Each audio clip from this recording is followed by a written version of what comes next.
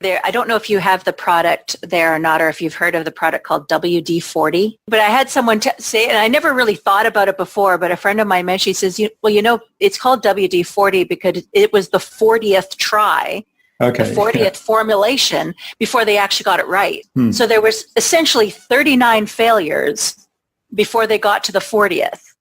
So what would have happened if they stopped at 39? So just because you've tried something and failed doesn't mean you stop. You just shift, adjust it. What's a new choice? What's a new way of doing this? And keep going until you get the right one.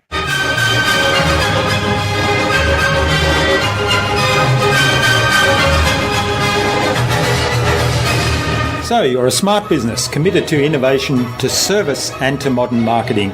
And you're asking, what's next? Wondering how you can become even more innovative. My name is Jürgen Strauss from InnovaBuzz, and this is the InnovaBuzz podcast, where we share all kinds of tips, advice and interview guests on all things innovation and leadership in modern marketing. Hi innovators, it's great to be back. I hope you've had an awesome week so far. I certainly have, with many exciting things happening here in the InnovaBuzz Hive, and we're really looking forward to our Vanuatu business retreat coming up in a couple of weeks' time. Now today I'm excited to welcome to the InnovaBuzz podcast as my guest Sheila Sutherland from Reignite Your Purpose.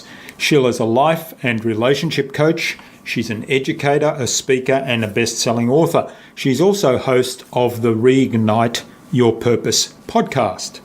Sheila and I talked about how education and the love of solving puzzles can be used to become more self-aware and recognise limiting behaviours in ourselves.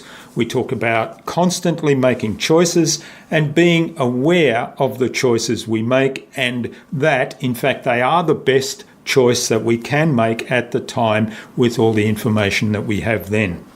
And also we talked about the benefits of suspending judgement, of being curious and open, and how that leads to new experiments, new things to test, and new ideas. Without further ado then, let's fly into the hive and get the buzz from Sheila Sutherland.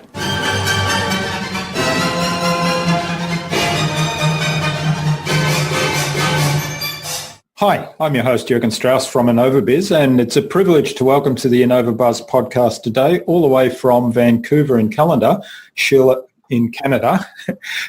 Sutherland from Reignite Your Purpose. Now, Sheila's a life and relationship coach. She's an educator. She's a speaker and also a best-selling author. She also hosts her own podcast called Reignite Your Purpose, same as the business name. So welcome to the podcast, Sheila. It's a privilege to have you as a guest. Well, thank you so much for inviting me. I'm so excited. I've been looking forward to this for so long, it seems. Yeah, we have been working on setting schedule for a little while. You work with people who want to make positive changes in their life but might feel stuck or don't know how to change. Your passion is to help people connect with who they really are and create that solid foundation, beginning with their relationship with themselves, which you say, and I'm sure that nobody would argue with this, is the foundation upon which we create success in other areas of your life. So is that a good summary? Oh, definitely. And, it's like I say, as much as we don't really argue it when somebody says it, that I think but sometimes it's one of those common sense things that we kind of forget about. So it's not so common because we always like to think of the outside world more than our inside world. All right. Well, before we start talking about coaching and reigniting your purpose and connecting with self, let's find out a bit more about you as a person. So when you were a young child, what did you want to be when you grew up? I wanted to be a veterinarian. Oh. Because since I popped out on this planet, I had this huge love for animals. And I've only spent 1 year of my life not having an animal of some sort around me, and I don't think I can live without them. Yeah. So did you pursue veterinary science in any form? Well, I pursued biology. I do have my degree in marine biology, but I had changed it from veterinary medicine because I I knew I could not put an animal down when the time came. And I mean, I had a lot of people telling me you should become a doctor. And I'm like, for the same reason, I don't think I could handle death very well. And so I decided that no, that's just not an avenue for me. And I had a huge love of oceans as well. So that's where I went to pursue the marine biology. Interesting. Yeah. Well, I can relate to the difficulty in cutting people open or putting animals down. I'd certainly struggle with that. So in the area of marine biology, did you then pursue a career in that? Or how did you end up? Yeah. I did originally, and then life kind of got in the way, so to speak, because I ended up, right after I graduated from university, I got married.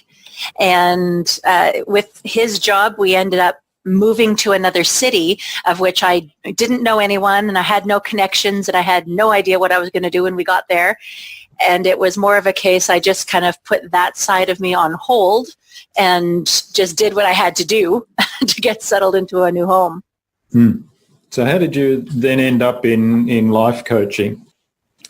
Oh my goodness, it was quite a roundabout kind of journey. As I say, as we moved to the new city, I figured I had to do something. And I thought, okay, well, what else am I good at? And I mean, originally I started, kind of did probably what a lot of people do, went into retail sales. And I worked my way up through management there and went, okay, I'm bored now. I need something else to do. And then I was like, okay, what else am I good at? Oh, numbers. I'm really good at numbers. So then I started working with one of the largest banks here in Canada.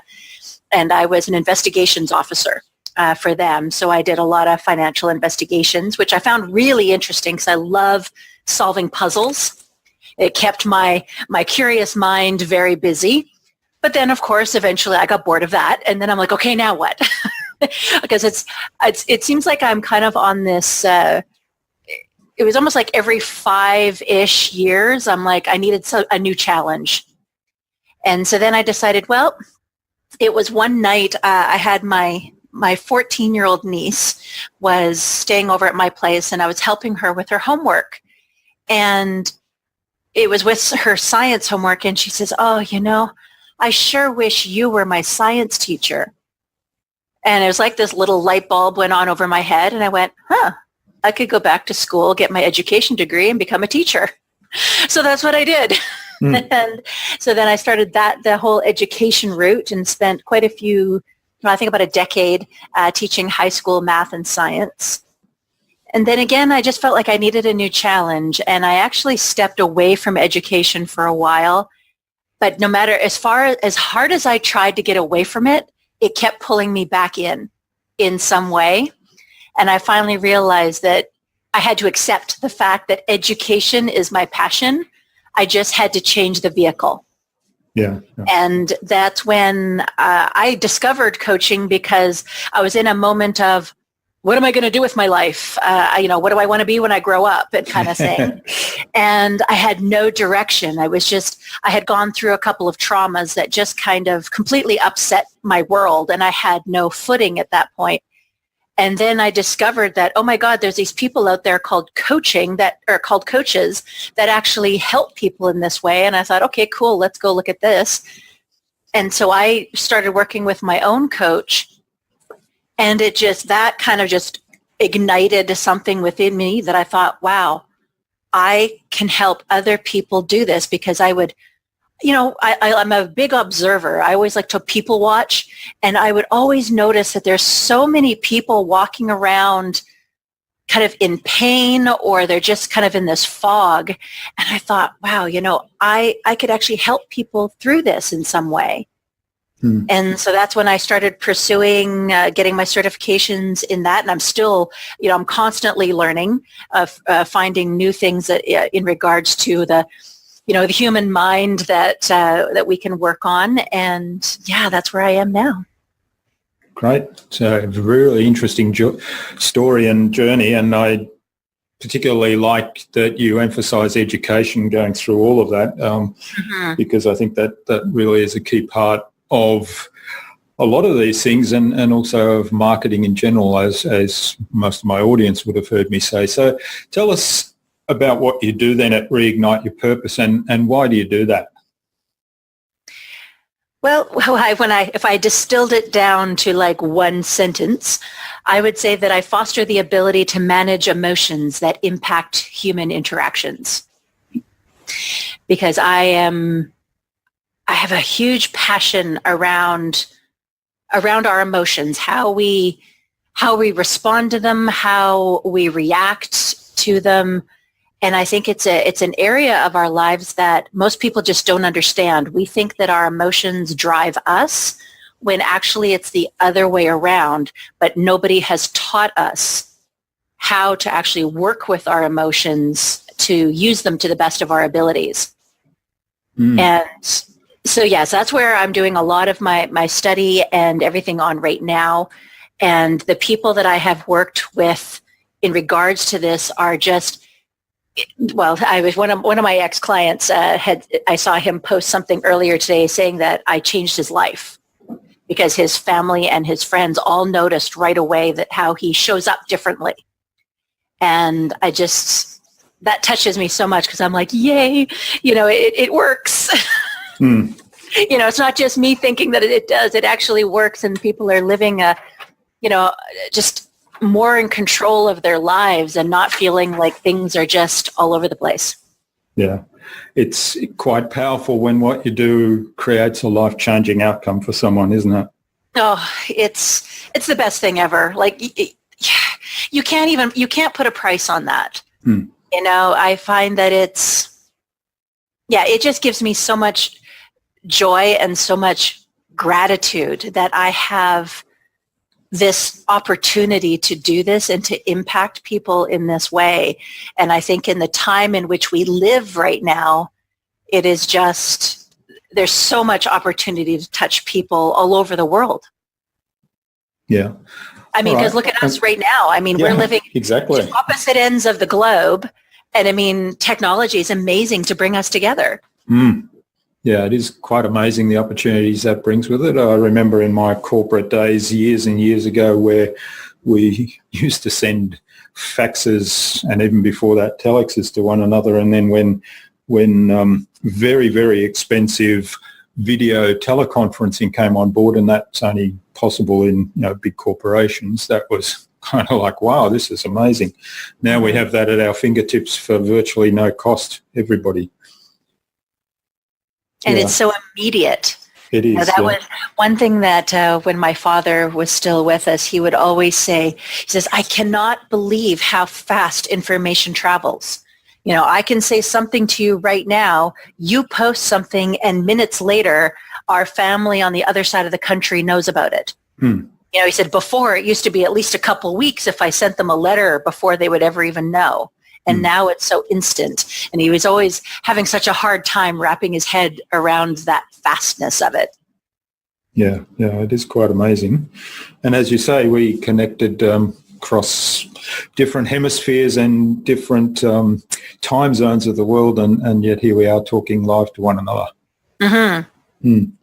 Now, I'm fascinated. You mentioned managing emotions, how we respond and react, because this morning I was having a conversation in a group, in a mastermind that I'm involved in, and the subject was rage and how people suppress rage because in our society it's not an acceptable emotion to display. So often people have suppressed rage because of that, and that can cause all kinds of problems. So talk to us a little bit about managing emotions, and maybe you can use rage as an example. Sure. Like when I look at the aspect of rage, it didn't start out as rage. I think for me, rage is because there's been some experience that has angered you in some way. Yeah. But it was because you kept suppressing it that it was almost like it started having this cumulative effect. And that kept building and building and building. And we know when we suppress any kind of emotion, whether it's sadness, depression, anxiety, any of those types of emotions, eventually you're going to come to a point where the body says enough. I can't hold anymore, because science is now showing us that the water within our cells actually has the ability to store and record our emotions. Well, we only have so many cells in our body. Now, granted, there are billions of them, but there's a finite amount. And eventually your body's going to go, I'm full. I can't take any more of this emotion, and you explode in some way. And that's where I would see it now becomes rage, right? Because you have all this cumulative stored up, like this pressure building inside this pressure cooker that just needs to come out.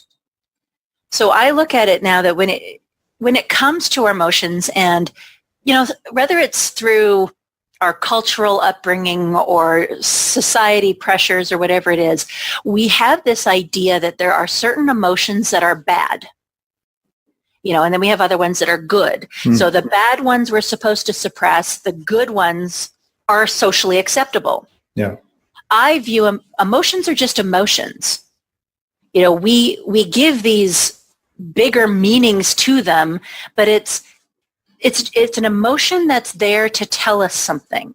There's a message in it. You're being triggered in some way, and this is your message to you to now go, okay, what is this all about?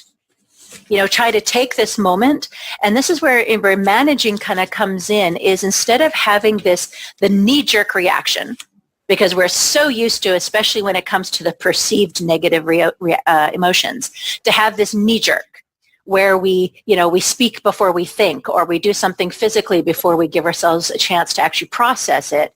And then we have to go into damage control mode because we're like, crap, that didn't work out. Or I said something I didn't mean to, or, I now hurt somebody's feelings in regards to it. So it's learning really, it starts with self-awareness, learning how you respond in a certain reaction. And then going, okay, how can I respond in a more healthy way? So it's giving yourself that moment in time, maybe to breathe, maybe to step away from the experience, something just to give yourself a moment to ask yourself, okay, what is this about? Is it really about whoever this person is that's standing in front of me? Or is this about something that happened earlier this day or yesterday that's now coming to the surface? So as I say, it starts with the awareness and trying to manage our reaction to it, so that it's not so knee-jerk, but to actually respond in a, to lack of a better term, a more intellectual way, and trying to essentially kind of almost take that emotional charge out of it. Yeah. Because we know when we're emotionally charged, conscious thought kind of ceases. It's like all the blood kind of drains out of our brain, so we can't think clearly. So it's giving yourself that moment to just allow that charge to dissipate and then respond. Yeah, I really like particularly the self-awareness part of that, and the curiosity to say, well, I'm angry, or, it may be I feel down, but I'm not sure why I feel down, or I'm lacking energy today. I'm not sure why I'm lacking energy, and I kind of feel a bit tired and drained and fed up with things. So to have the self-awareness and the curiosity to say, what's that about?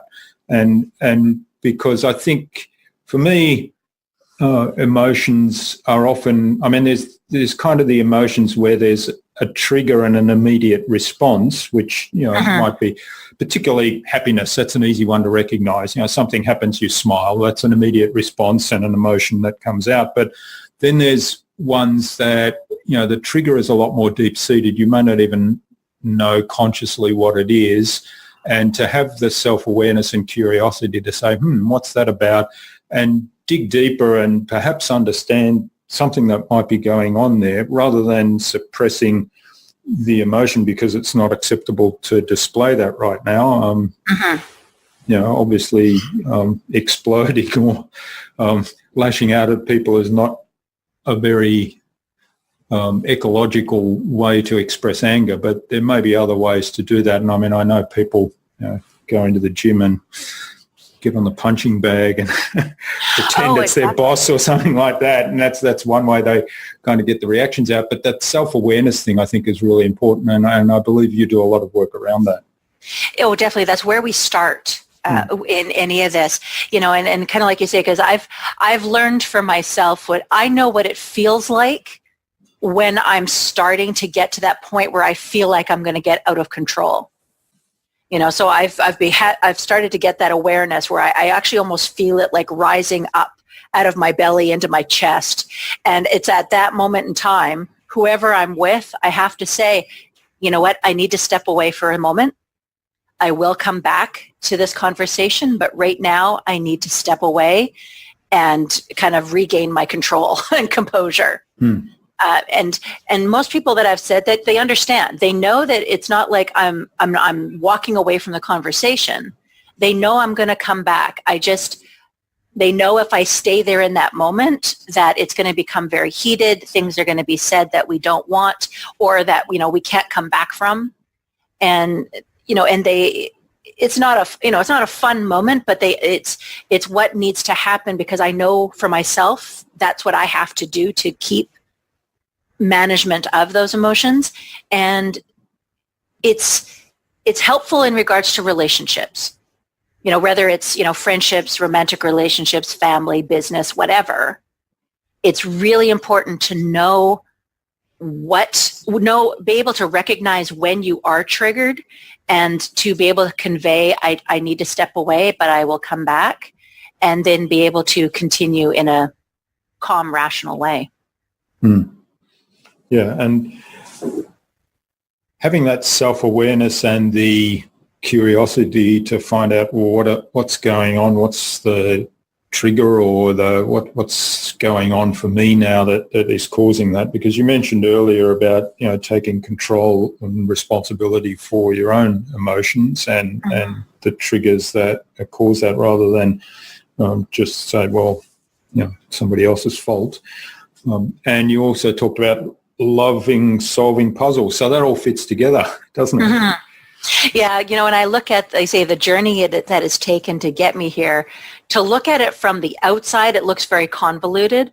But now where I'm sitting, where I am now, to me, it all makes sense, because even though I've had quite a variety of, different experiences in my working career, I can see certain skills that I've pulled from each one that now seems to come together to make sense.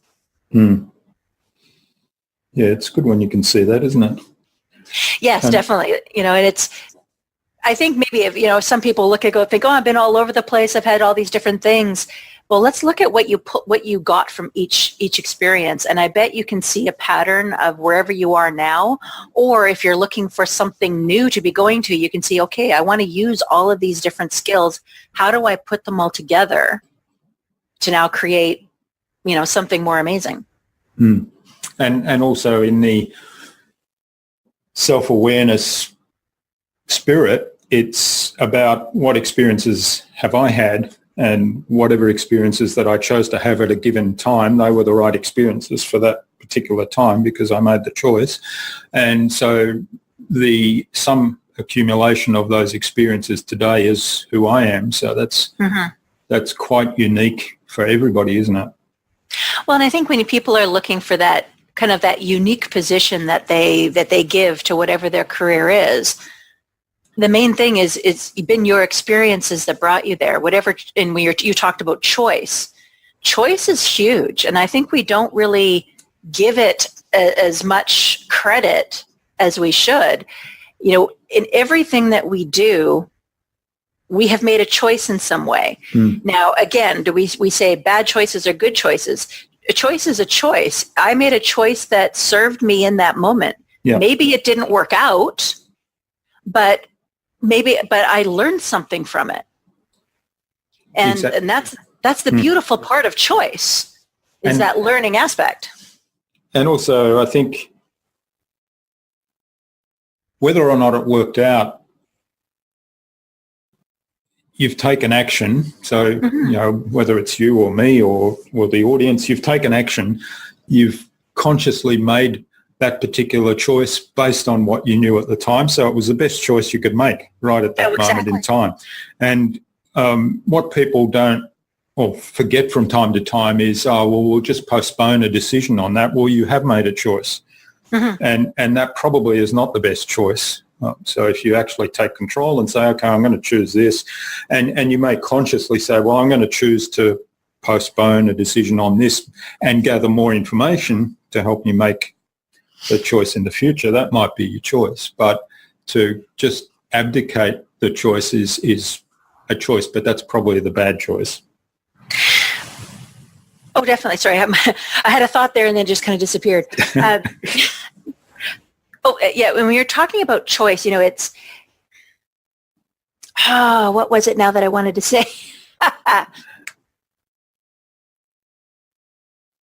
My mind has completely come black. I'll have to come back to it. Yeah, but I'm sure it'll come back. It's, people will they fear choice. Right. So they'll be like, oh, I'm scared to make that decision. I'm scared to make a choice. Choices aren't like the monster under the bed. They don't have to be something that you fear. And I think if we can shift our perspective on just what choice means, it's make a choice. If it doesn't work out, make another choice. Yeah. You don't have a finite amount of choices. You can make a bazillion choices. They don't end and until you find what feels the more right one for you.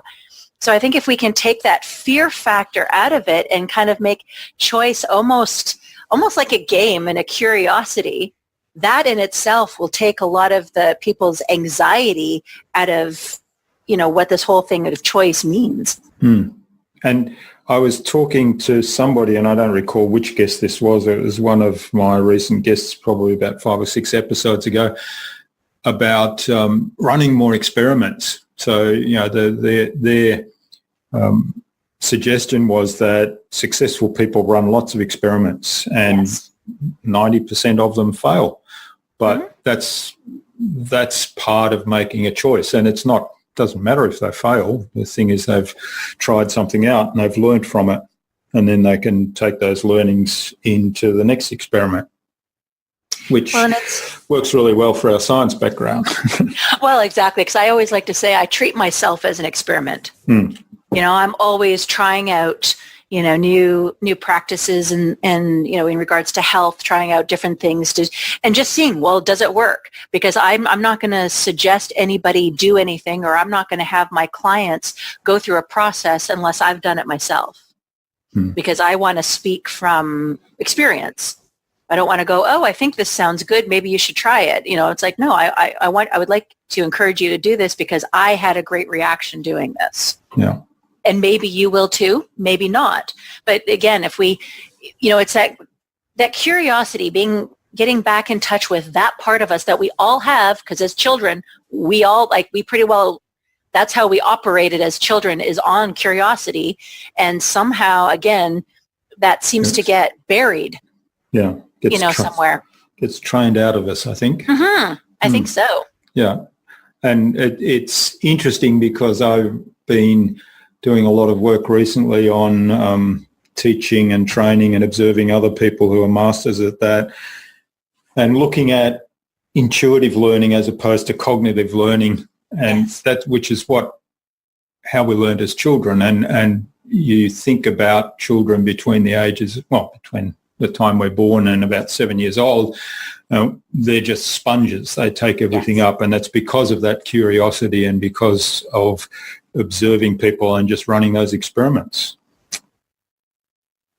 Definitely. So I highly suggest and cheerlead anyone to experiment, because I'm trying to think of I don't know if you have the product there or not, or if you've heard of the product called WD-40. Oh, yeah, we do have that. Yeah. Okay. It's fish oil. But essentially. Yeah. But I had someone say, and I never really thought about it before, but a friend of mine mentioned, she says, it's called WD-40 because it was the 40th try, the 40th formulation before they actually got it right. So there was essentially 39 failures before they got to the 40th. So what would have happened if they stopped at 39? So just because you've tried something and failed doesn't mean you stop. You just shift, adjust it. What's a new choice? What's a new way of doing this? And keep going until you get the right one. That's a great analogy. I didn't know that was how that name came about. But certainly, no, I just learned that this week. I thought that was amazing. But certainly WD-40 is really well known here. And in fact, in whether it's my bike riding buddies or whether it's anything else, if something's broken or not working, that kind of the obvious solution is just spray some WD-40 on it and that will be good. It's like that and duct tape and that solves all problems. That's right, yeah. All right. Now, you also have a podcast, as I mentioned at the beginning, yes. Reignite Your Purpose, and I know you're in the process, I think, of pivoting that. So you have been doing a lot of interviews that in the episodes I saw, but you're talking about taking some more solo episodes into that program. Yes. So talk to us a little bit about that. Yeah, when I initially started the podcast, it was all solo, and it started becoming not fun for me. It felt like a chore. So then somebody, the coach actually I was working with at the time said, well, why don't you go to the interview format? And I was like, oh my God, I don't know the first thing about interviewing. How can I interview people? I don't even know what that looks like. So we kind of started working through, a script. And then eventually, I made it my own until eventually I kind of just dropped that and found my own flow to it. And I realized that I absolutely love interviewing people because I love talking to people. I love being able to, it's that curiosity again, asking questions and seeing what they've done with their lives and how they've done it and what they've gone through.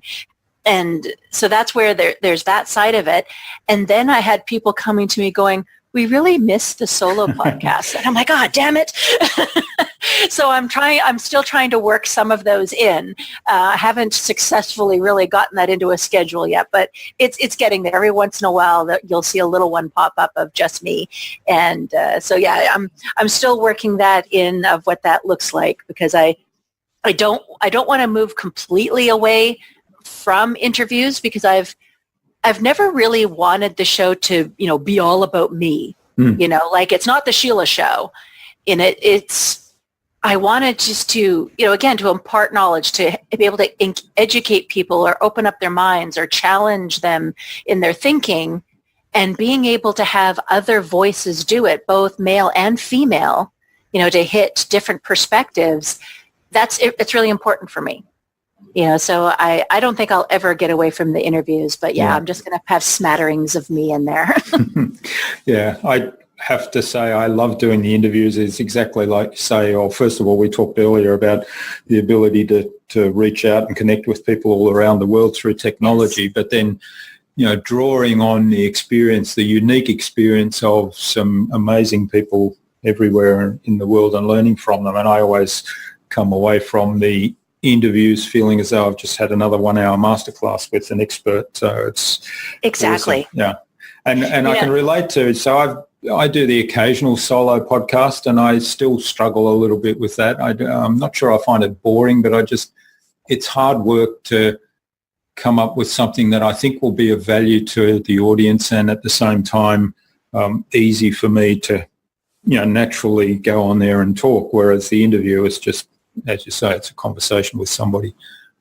Well, and I think just a natural state for all of us is we're all a little bit of voyeurs.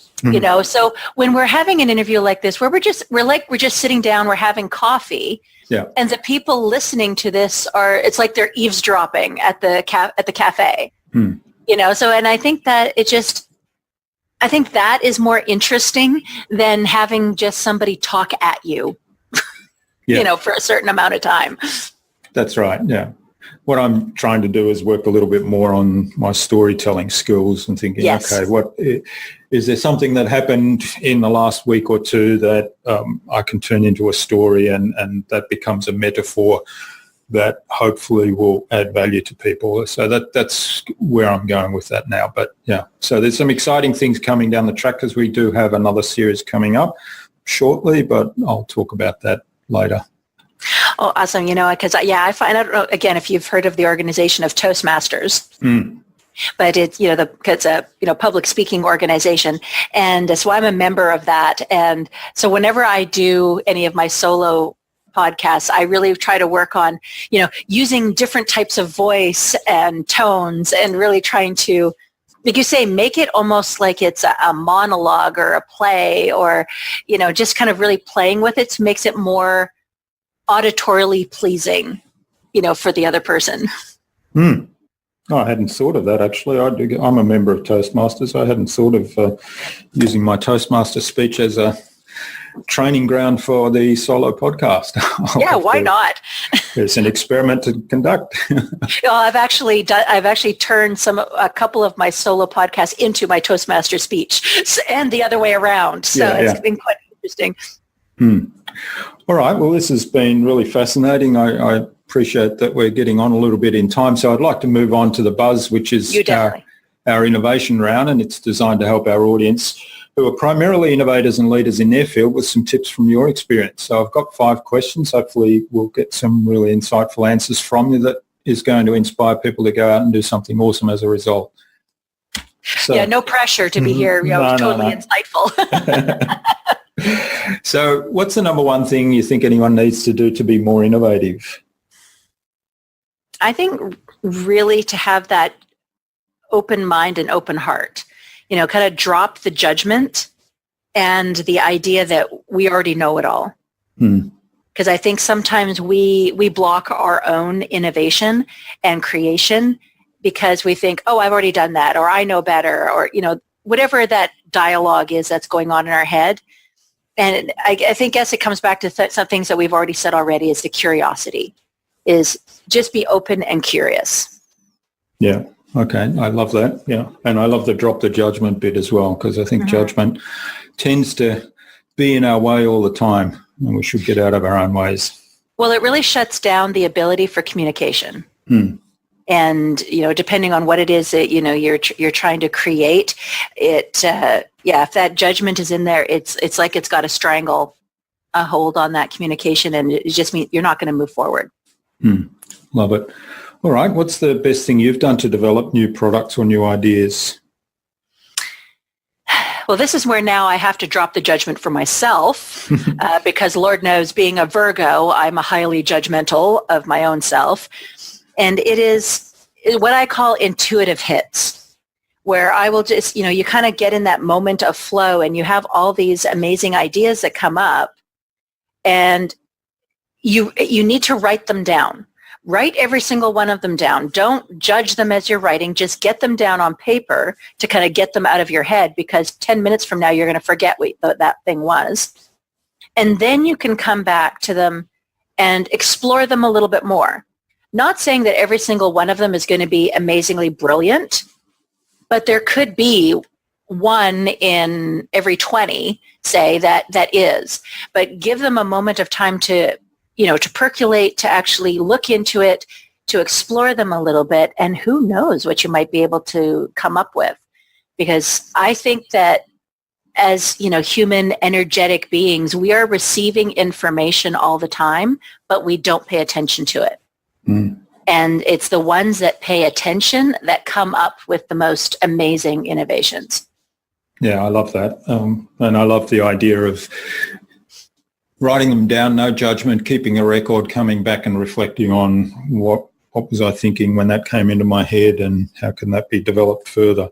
And often it triggers other ideas. Recently, another guest on the podcast came up with a similar suggestion and talked about also taking photographs of things that, they find fascinating, and adding that to the collection of nice. I like that.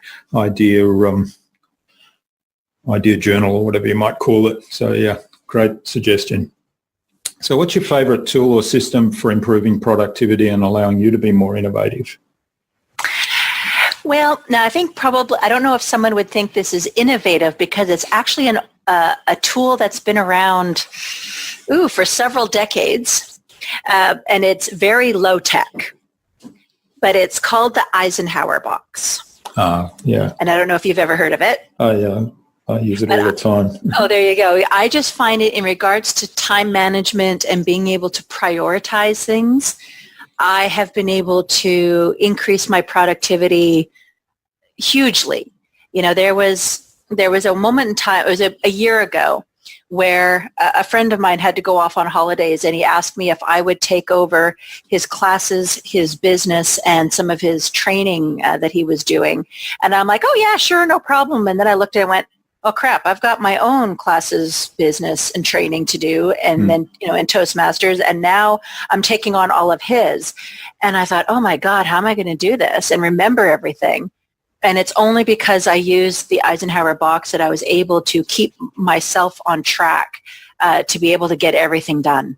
And so I'm a huge cheerleader for it. I have tried other apps and things, and they just don't work for me, because as I sit right here, I've got my Eisenhower box up on the wall next to me, and it's just something I can look over, and I know exactly what my next thing is that I need to do and what's coming up. And I don't have to be like logging into my phone every 2 minutes. Because Lord knows, the moment I touch my phone, I'm distracted by some other notification on there. So, yeah. Having the app on the phone does not help with productivity.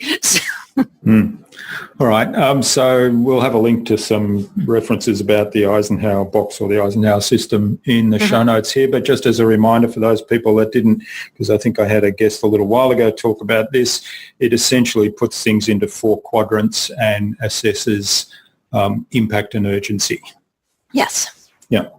So the things that are urgent and high impact are the things that should get most of your focus. Because a lot of times we work on the easy things, which aren't exactly probably the most urgent, but they're the easy to get done. So we're like, oh, look, I've been productive today. That's right. But I've done all these things really. That don't move the needle. Yeah. So exactly. and then there's the not urgent but important.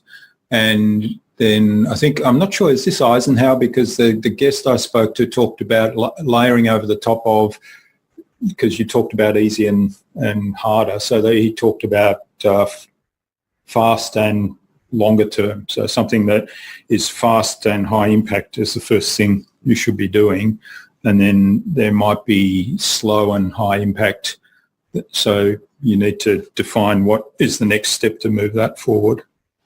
Yeah, it sounds like it's either another version or, somebody's adjusted it in some way. But, yeah, usually Eisenhower, you've got the quadrants of, not important, important, urgent, and not urgent.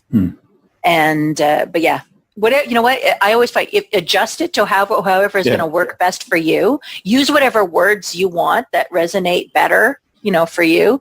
But use it. I just find it a great system. All right, thanks for that. Now, what's the best way for you to keep a client on track? Just the time in which we live, which is everything is a distraction. And it really is. So it's learning how to manage or reduce our distractions. And this is where I find working in what I would call like timed chunks really help. Because we kind of teach our brain to almost be a little ADD, right? Because, squirrel, and we're off on this tangent. Oh, look, there's another squirrel. And so sometimes we have to train ourselves to, I'm going to have 20 minutes of focused attention on whatever this is. And you set the timer, whatever you have to do. So you do that, turn off the notifications on your phone, on your computer, and do it. And the more you do that, the longer the amount of time that you can do. And I mean, and there are even apps for that as well, because I've tried a couple of them.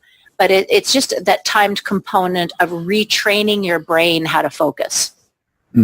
Yeah, great advice. And again, we talked a lot about self-awareness today. A lot of the distraction stuff is having that self-awareness, and I'm getting much better at it because I love to chase shiny new toys and squirrels, but I'm getting much more aware now. Hang on, I'm doing distraction now. What's going on here?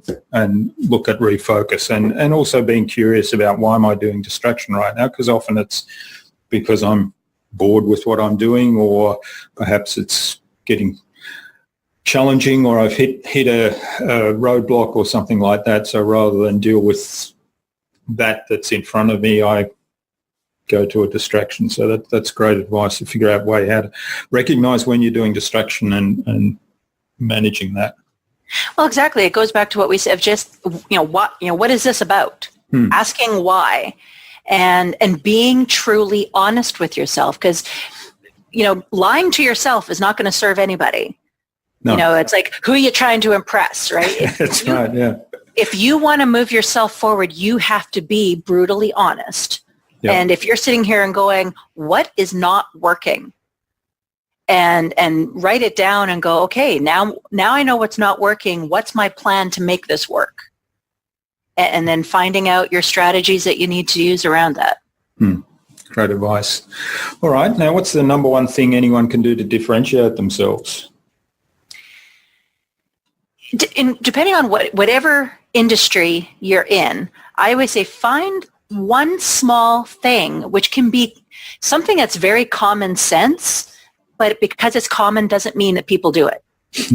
Honestly, because like I say, common sense is not so common. Yeah. So find that one small thing that seems to be missing in your industry and then do that.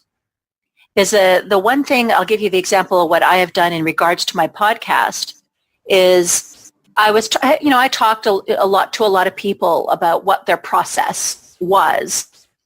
And then I got thinking about, well, what would it be like if I sent every single one of my guests a thank you card? And so I started testing it. And after I had done interviewing them, I would write the card out right at that moment. I would send it out to them. And the response that I have received back has been so huge.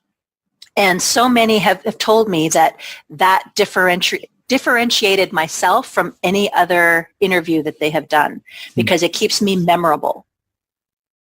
So that's where I say, whatever it is that you're working on, find a way to make you memorable and then do that. Great advice. Yeah, I love that. Stay memorable. Mm-hmm. Yeah. All right, Sheila, thanks for getting us through the buzz. Now, what's the future for you and for Reignite Your Purpose? Well, for me, as I say, I'm in the middle of doing a couple of new certifications, so I'm excited to get those done and just getting them more out to the world, because it's just solidifying more around the emotional intelligence and positive psychology and how we can work with that to really enhance and get our lives thriving. So there's going to be more of that.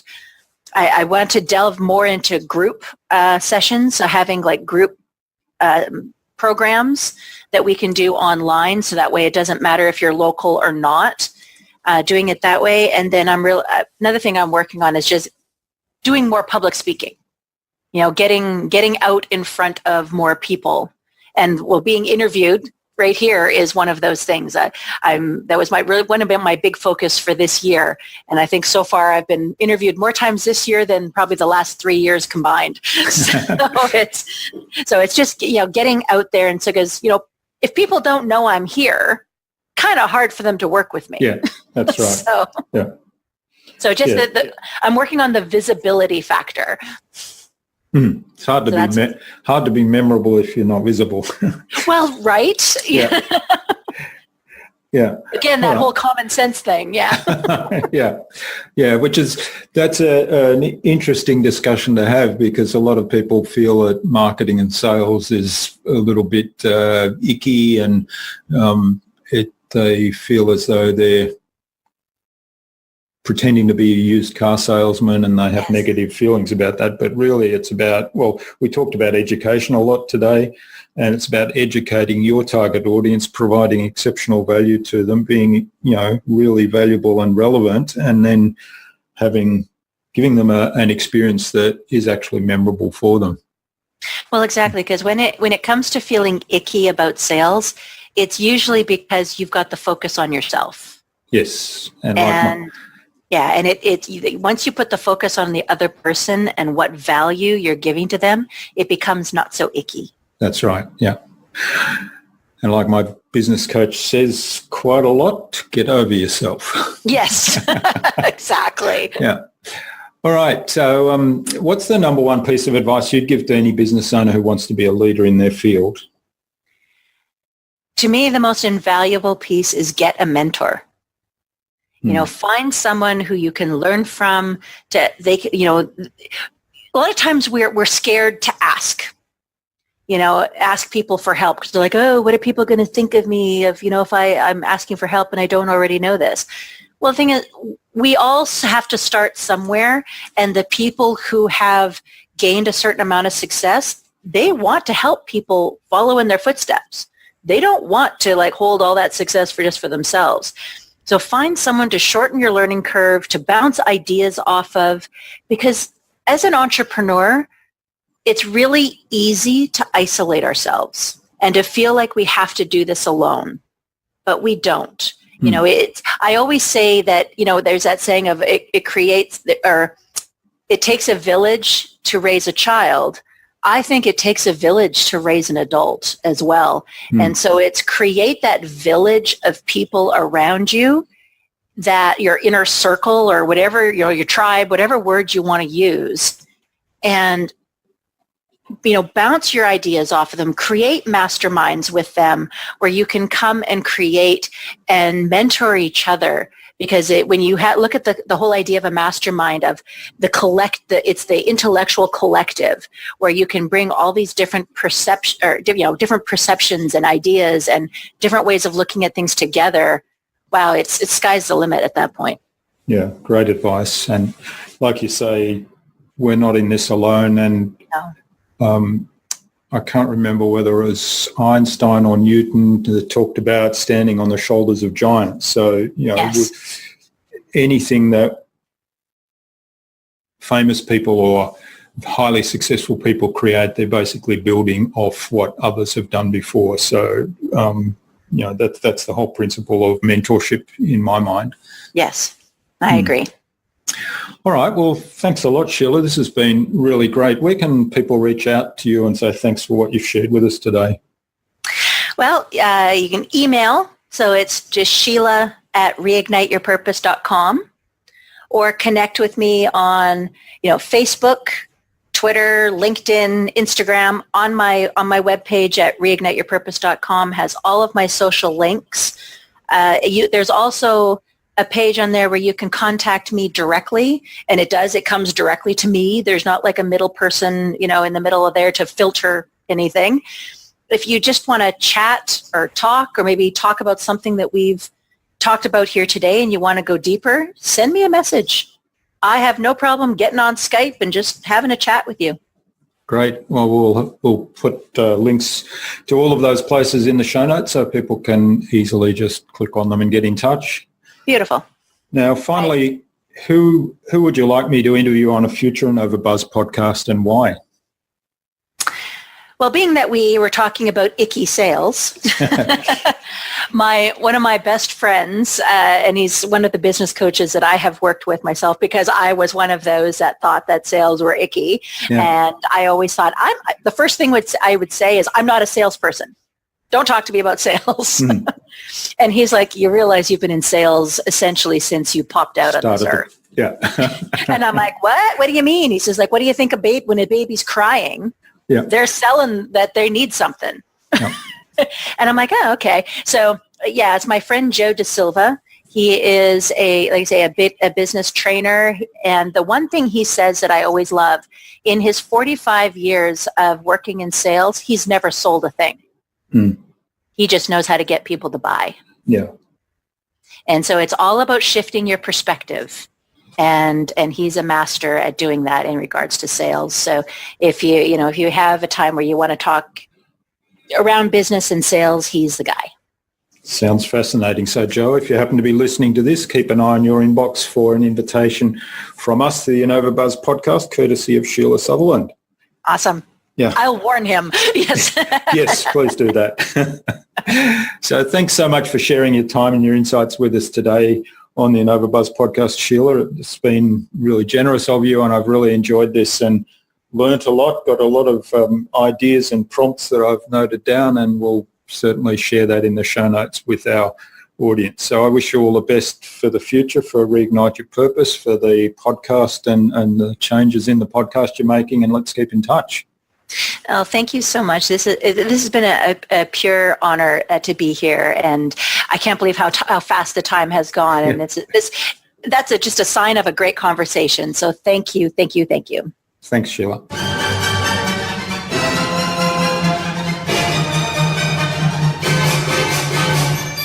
That was another very informative and inspirational episode, and I really enjoyed talking with Sheila. I hope you enjoyed listening to us as well and got something out of this episode.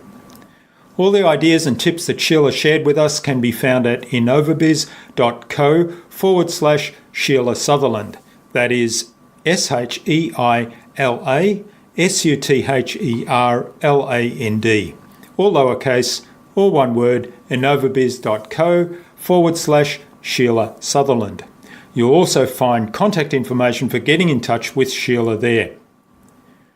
Now, Sheila suggested I interview Joe Da Silva, a sales and business success trainer, on a future InnovaBuzz podcast. So, Joe, keep an eye on your inbox for an invitation from us to the InnovaBuzz podcast, courtesy of Sheila Sutherland. Stay connected. Head on over to iTunes or Stitcher or Pocket Casts and subscribe to the InnovaBuzz podcast so you make sure you'll never miss another episode. We'd also love you to leave us a review, because what you think matters. Take some of the ideas you've heard today and apply them in your business. Any thoughts, ideas, suggestions or questions, share them in the comments below the blog post. And remember, if you want to get better marketing results than you ever have, join our fantastic LinkedIn community at the Transformational Marketing Academy. All you have to do is go to innovabiz.co/TMAC. It's free to join. Hope to see you there soon. Until next time, I'm Jürgen Strauss from InnovaBiz. Remember to be awesome and keep innovating.